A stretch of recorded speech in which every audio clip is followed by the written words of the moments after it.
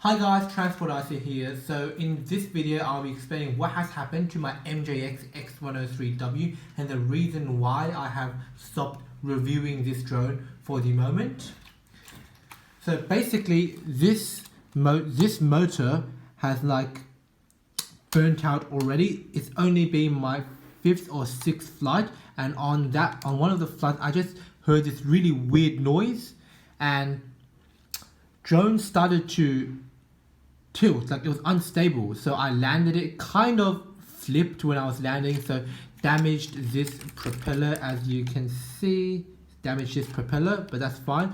So I unscrewed this propeller, and if you like, I could smell this burning smell, and like basically this motor has already burned out. So that is an issue. Like that's only my 5th flight of the drone, and one of the motors have burned out.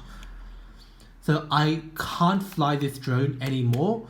So at the moment I can't review this drone anymore.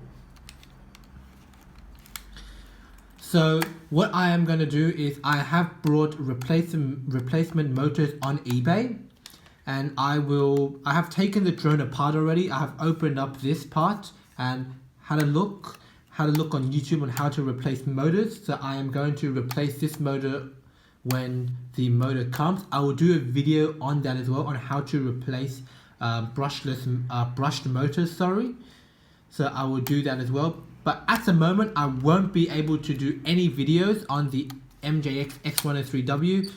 The motors are coming from China, I believe, so it will take around 2 to 3 weeks. So I won't be able to do any drone review videos on this drone for around 2 to 3 weeks. So that is why I will be reviewing this drone, the Cocoon FPV drone. I've already done a video on that, so I'll put a link in the description for the initial overview. So thank you guys for watching, and I'll keep you guys updated.